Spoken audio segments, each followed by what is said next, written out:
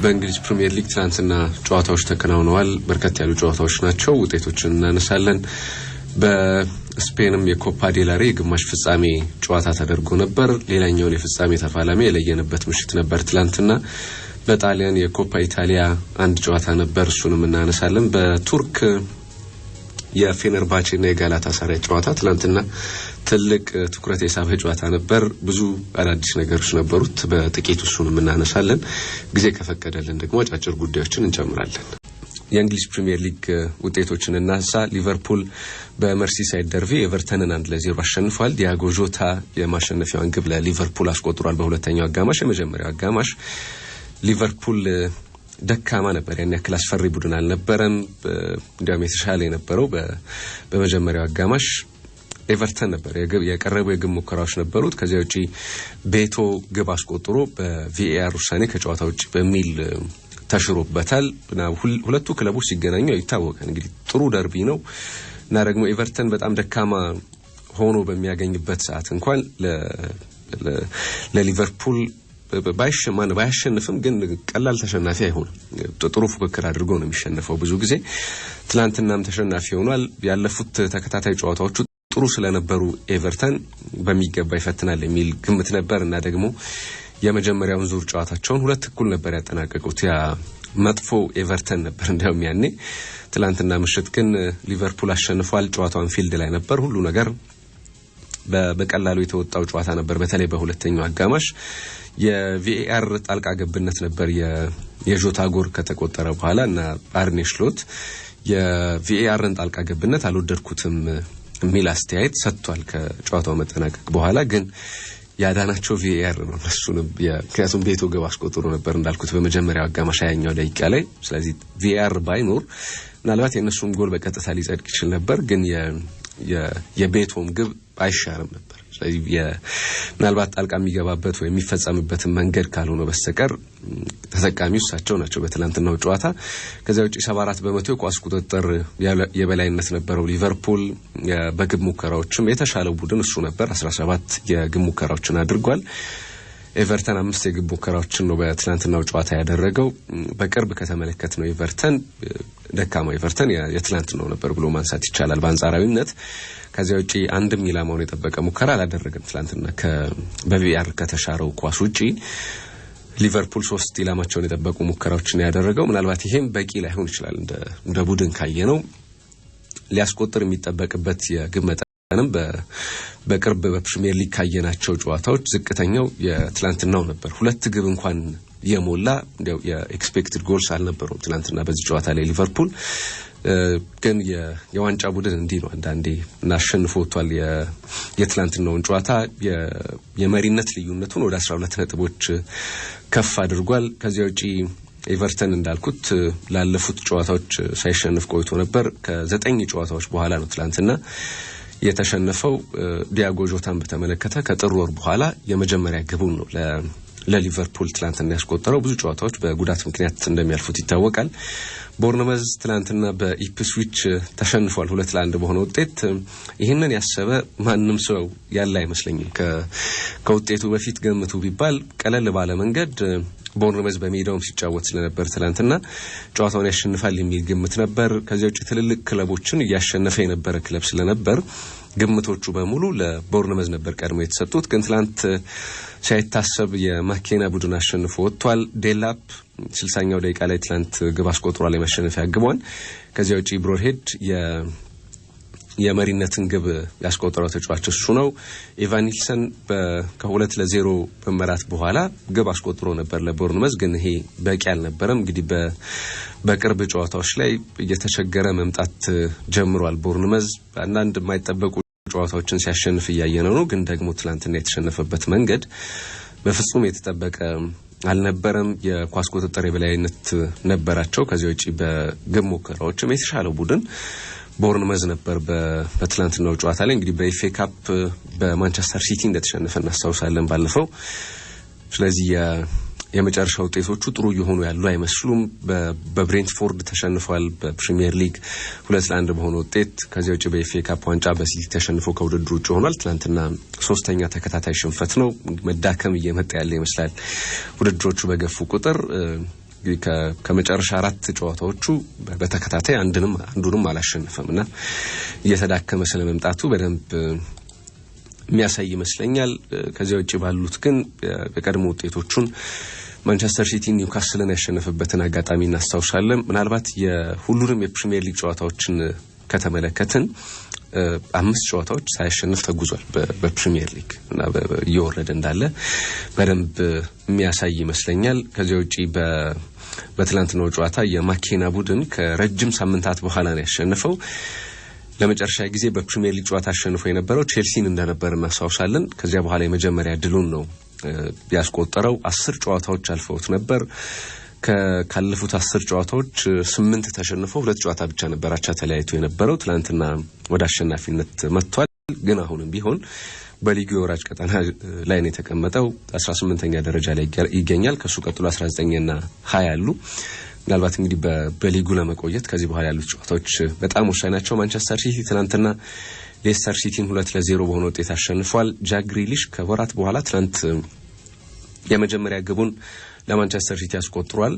ከዚያ ውጪ ኦማር ማርሙሽ በጥር የተጫዋቾች የዝውውር መስኮት ክለቡን የተቀላቀለው ተጫዋች ግብ አስቆጥሯል። 4ኛ ደረጃን ይዟል ማንቸስተር ሲቲ። ትናንትና ማሸነፉን ተከትሎ ከአራተኛው ከማንቸስተር ሲቲ አንስቶ እስከ 8ኛ ድረስ እስካለው ብራይተን ያለው የነጥብ ልዩነት 4 ብቻ ነው። ስለዚህ ዋስትና የሚሆነው ቀጣይ ጨዋታዎችን ማሸነፍ ብቻ ነው ለሲቲ በአውሮፓ ቻምፒዮንስ ሊግ ለመሳተፍ። ሌስተር ሲቲ ትናንትና ሌላ መጥፎ ምሽት ያሳለፈበት ነበር።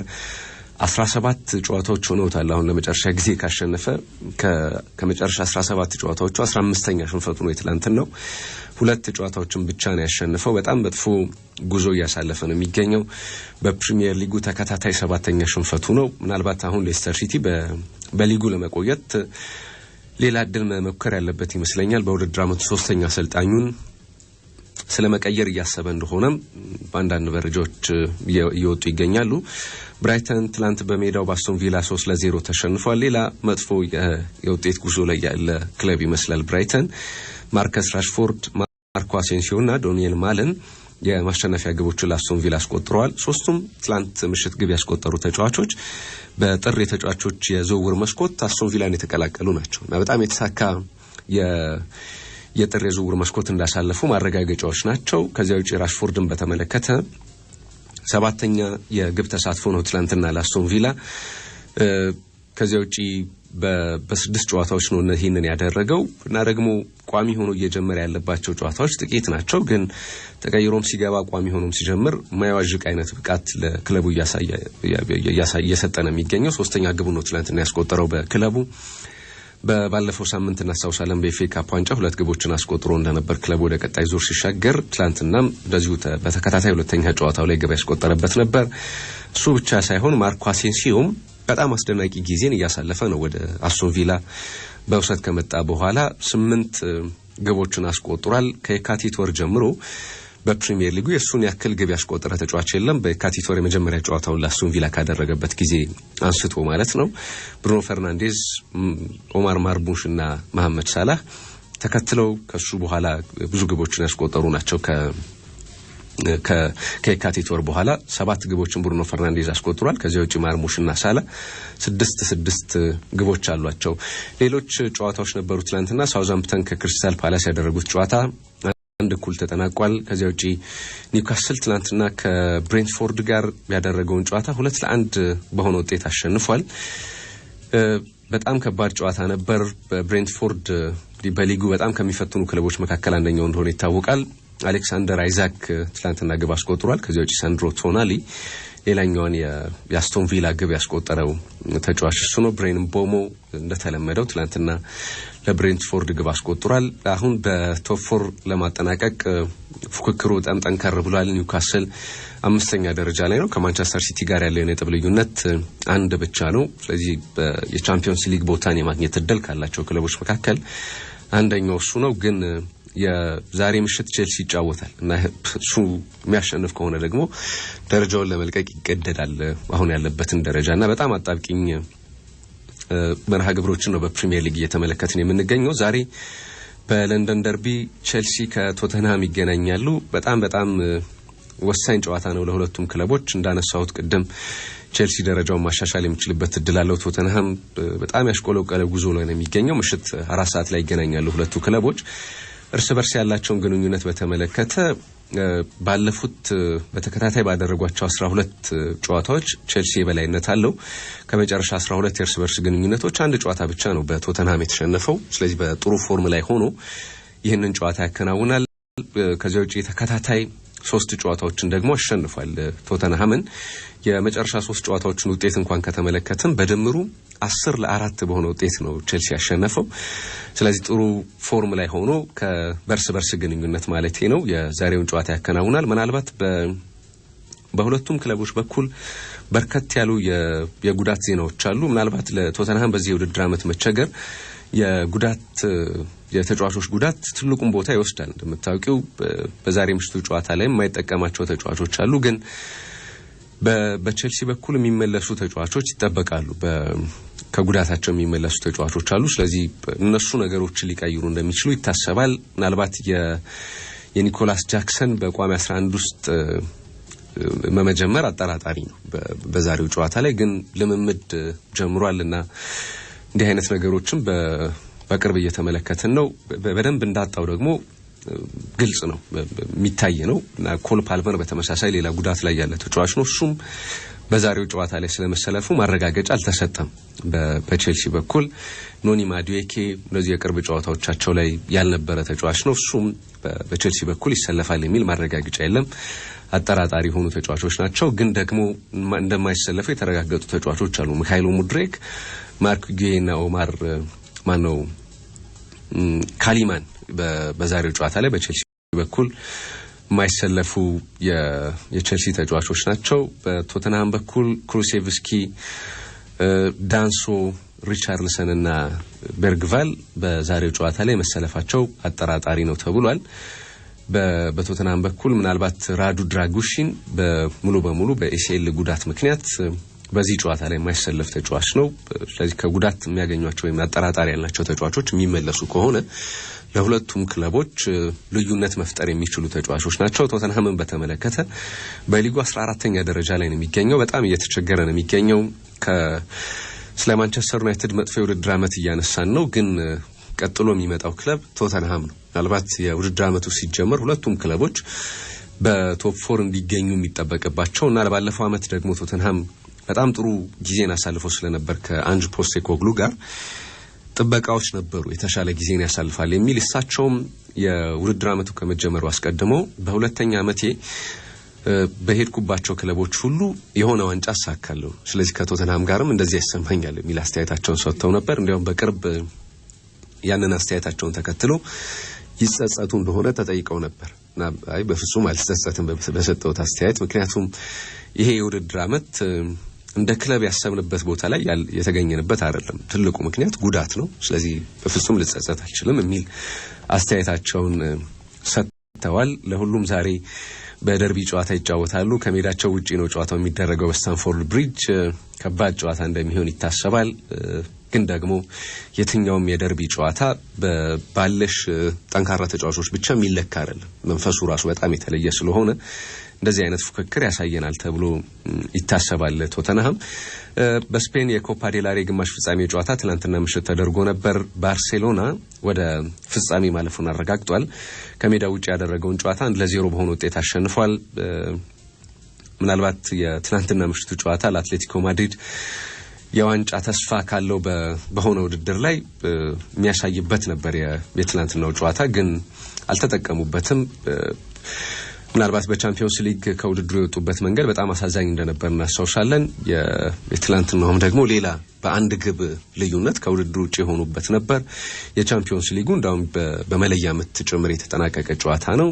እንግዲህ በውድድር ዓመቱ ዲያጎ ሲሜዮኔ ያለ ዋንጫ ሊያጠናቅቁ የሚችሉበት እድል አሁን በጣም ሰፍቷል። ከዚህ በኋላ የላሊጋን ዋንጫ ማንሳት የሚታሰብ ስላይደለ ማለት ነው። በድምር ውጤት 5-4 በማሸነፍ ነው ባርሴሎና ቀጣዩን ዙር የተቀላቀለው በኮፓ ዴላሬ። የትላንትናውን ጨዋታ እንዲያሸንፉ ትልቅ ምክንያት የነበረው ፌራን ቶሬዝ ነው። በጣም አስደናቂ ግብ አስቆጥሯል። በቅርብ ጨዋታዎች ላይ ለክለቡ በግብ ተሳትፎ እንደዚሁም ከግብ ውጪ ባሉ ሌሎች መለኪያዎች ሁሉ በጣም ጥሩ እንቅስቃሴን እያደረገ ያለ ተጫዋች ነው።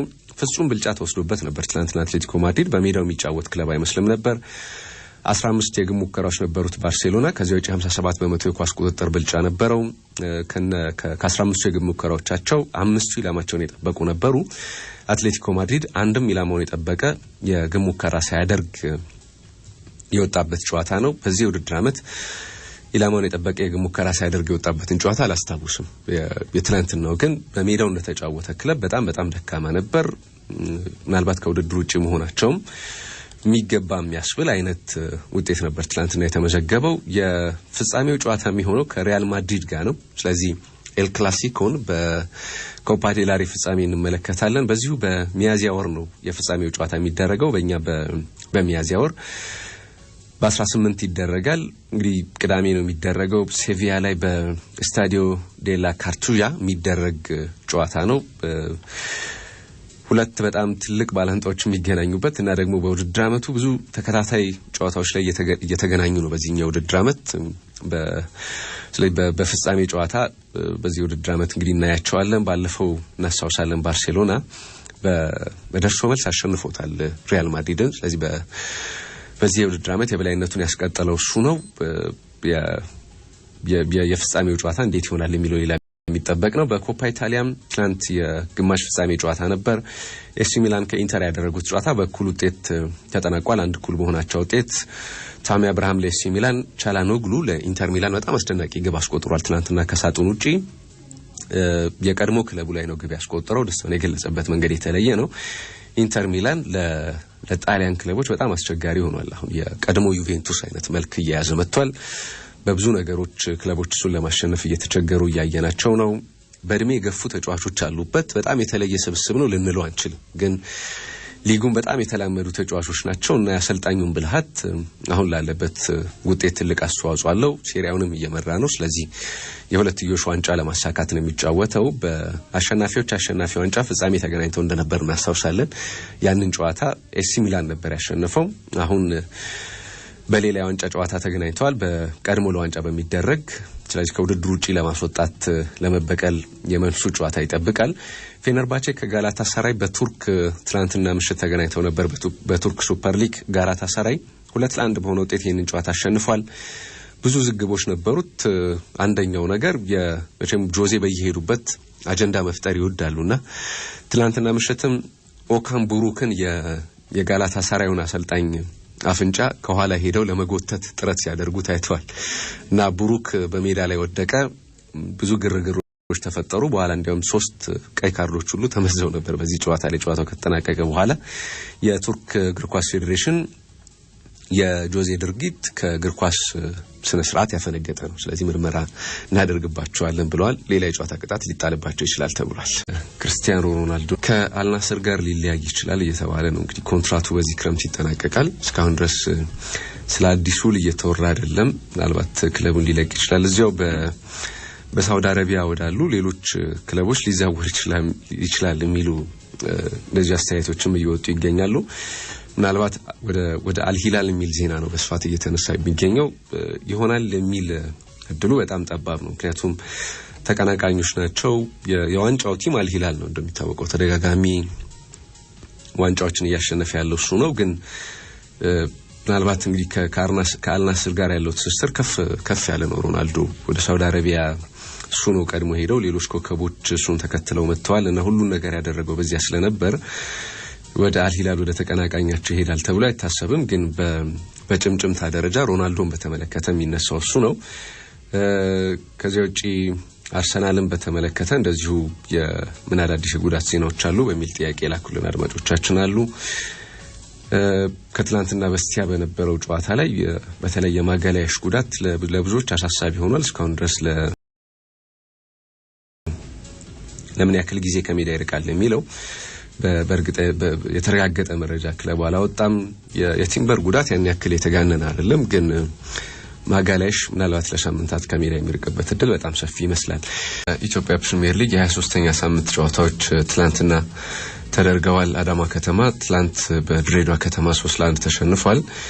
በትላንትናው ጨዋታ ላይ ቻርልስ ሙሴጌ እንደዚሁም ዮሐንስ ደረጀና አብዱል ሰላም የሱፍ ግቦችን አስቆጥረዋል። አድናን ረሻድ ለአዳማ ከተማ ብቸኛው ግብ ያስቆጠረው ተጫዋች እሱ ነው። ቅዱስ ጊዮርጊስ ከሀዲያ ሆሳዕና ያደረጉት ጨዋታ ያለ ግብ 0-0 ተጠናቋል። ዛሬ በፕሪሚየር ሊጉ ሁለት ጨዋታዎች ይደረጋሉ። ወላይታ ዲቻ ከመቀለ ሰባ እንደርታ ቀን 9 ሰዓት ላይ አስቀድሞ የሚደረግ ጨዋታ ነው። ከዚህ ውጪ ሐዋሳ ከተማ ከኢትዮጵያ መድን 12 ሰዓት ላይ በፕሪሚየር ሊጉ ይጫወታሉ። ምናልባት ወላይታ ዲቻ በዚህ ውድድር ዓመት በኢትዮጵያ ዋንጫም ግማሽ ፍጻሜ ደርሷል። ስለዚህ ጥሩ ጨዋታ ልናይ እንደምንችል ይጠበቃል። መቀለ ሰባ እንደርታን በተመለከተ በሊጉ ለመቆየት እየታገለ ያለ ቡድን ነው። እንግዲህ በቅርብ ጨዋታዎች ላይ ወላይታ ዲቻ ተከታታይ ካደረጋቸው 5 ጨዋታዎች አልተሸነፈም። 4ቱን አሸንፏል። አንድ ጨዋታ ነው የተለያየው። መቀለ ሰባ እንደርታ በተቃራኒ አንድ ጨዋታ ብቻ ነው በፕሪሚየር ሊጉ ከመጨረሻ 5 ጨዋታዎች ያሸነፈው። ምናልባት አርባ ምንጭን ከተማን የመጨረሻው ጨዋታው ነበር ያሸነፈበት ጨዋታው። ስለዚህ እሱን ድል የሚያስቀጥል ከሆነ ነጥቡን ወደ 28 ከፍ ያደርጋል። በሊጉ አንድ ጨዋታ ማሸነፍና መሸነፍ ብዙ የደረጃ ለውጦች እንደሚያመጡ ይታወቃል። ስለዚህ ቢያንስ ከወራጅ ቀጠና በደንብ የሚርቅበትን አጋጣሚ ይሰጠዋል። እስከ 9ኛ ደረጃ ካሉት ክለቦች ጋር በነጥብ ይስተካከላል። ምንም እንኳን ያለበት የግብ ክፍያ ለ6ኛ ደረጃ ማነው ለ9ኛ ደረጃ ባያበቃውም ግን እስከ 11ኛ ደረጃ ከፍ ማለት ይችላል በነጥቦቹ ብቻ። ከዚያ ውጪ ወላይታ ዲቻን በተመለከተ 33 ነጥቦች አሉት። ዛሬ ካሸነፈ ሁለተኛ ደረጃን ከባህር ዳር ከተማ ይረከባል።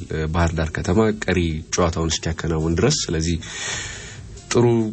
ጥሩ ድል ነው የሚሆነው እንግዲህ የሚያሳካው ከሆነ ይሄንን ጨዋታ ማሸነፍ የሚችል ከሆነ። ከዚያ ውጪ ሐዋሳ ከተማና ከመድን የሚያደርጉት ጨዋታ ለኢትዮጵያ መድን የዋንጫ ጨዋታ ነው። 41 ነጥቦች አሉት። ከመጨረሻ 5 ጨዋታዎች 2ቱን ተሸንፏል። ምናልባት በዚህ ውድድር ዓመት የተሸነፋቸው የጨዋታ ቁጥሮች 3 ብቻ ናቸው። ግን የመጨረሻ 2 ሽንፈቶች የመጡት በቅርብ ሳምንታት መሆኑ ያሰጋዋል። ዛሬ ካሸነፈ 44 ነጥቦች ላይ ይደርሳል። ከተከታዮቹ ጋር ያለውን የነጥብ ልዩነት ወደ 11 ማስፋት የሚችልበት እድል አለ። ቀደም ሲል ያነሳነው የወላይታ ጨዋታ የሚመዘገበው ውጤት ይወስኗል የነጥብ ልዩነቱን ወደዚህ ወደ 11 ከፍ ለማድረግ። ግን ባለበት ለማስቀጠልም ቢሆን ለሱ በጣም አስፈላጊ ጨዋታ ነው። ሐዋሳ ከተማ 20 ነጥቦች ነው ያሉት በፕሪሚየር ሊጉ 15ኛ ደረጃ ላይ ነው። በጣም እየተቸገረ ነው የሚገኘው። ጥሩ ነገሩ በተከታታይ 3 ጨዋታዎች አልተሸነፈም። አንዱን አሸንፏል፣ 2ቱን አቻ ተለያይቷል። ስለዚህ እሱ ሞመንተም ለማስቀጠል ነው የጨዋታውን የሚያከናውነው። ከዚያ ውጪ የኢትዮጵያ ከፍተኛ ሊግ በምድብ 1 እንደዚህ 19ኛ ሳምንት ጨዋታዎች ትላንትና ተደርገዋል። በትላንትናው ጨዋታ ደደቢት እንጅባራ ከተማን 1-0 አሸንፏል። ፍቃዱ አሰፋ ብቸኛዋን የማሸነፊያ ግብ ለደደቢት ከነማ አስቆጥሯል። ከዚያው ጃምቦ ከተማ ሸገር ከተማን 2-1 በሆነ ውጤት አሸንፏል። ምስጋና አንጋሳ እንደዚሁም ደግሞ ጸጋአብ ወንድየው የአምቦ ከተማን ግቦች አስቆጥሯል። ያሬድ መኮንን የሸገር ከተማን ግብ ያስቆጠረ ተጫዋች ነው። ሸገር ከተማ አስቀድሞ ወደ ኢትዮጵያ ፕሪሚየር ሊግ መምጣቱን አረጋግጧል እና ደግሞ በሳምንቱ አጋማሽ የኢትዮጵያ ዋንጫ ጨዋታም አድርጓል። እንዲህ በተደራራቢ ጨዋታዎችም አሉ። ከዚያ ውጪ በዚህ ምድብ የሚፈልገውን ነገር አስቀድሞ አሳክቷል። በሊጉ ቀሪ ጨዋታዎች ያሉት ነው ማደጉን ያረጋገጠው። ስለዚህ ያን ያክል የሚያስጨንቅ አይነት ውጤት አይደለም ከዚህ በኋላ ለሱ የሚመዘገበው ውጤት። የኢትዮጵያ ዋንጫን በተመለከተ የግማሽ ፍጻሜ መርሃ ግብር ይፋ ተደርጓል። ትላንትና የኢትዮጵያ እግር ኳስ ፌዴሬሽን በግማሽ ፍጻሜ የሚገናኙ ክለቦችንና የውድድር ቦታውን አሳውቋል። ሸገር ከተማ ከወላይታ ዲቻ ሚያዝያ 18 እንደሚጫወቱ ይፋ ተደርጓል። ከዚያ ውጪ ሲዳማ ቡና ከመቻል የሚያደርጉት ጨዋታ ደግሞ ሚያዝያ 19 በማግስቱ ይደረጋል። ሁለቱም ጨዋታዎች በተመሳሳይ ቀን 9 ሰዓት ከ30 በሐዋሳ እንደሚከናወኑ የኢትዮጵያ እግር ኳስ ፌዴሬሽን ባወጣው መርሃ ግብር ላይ ይፋ አድርጓል።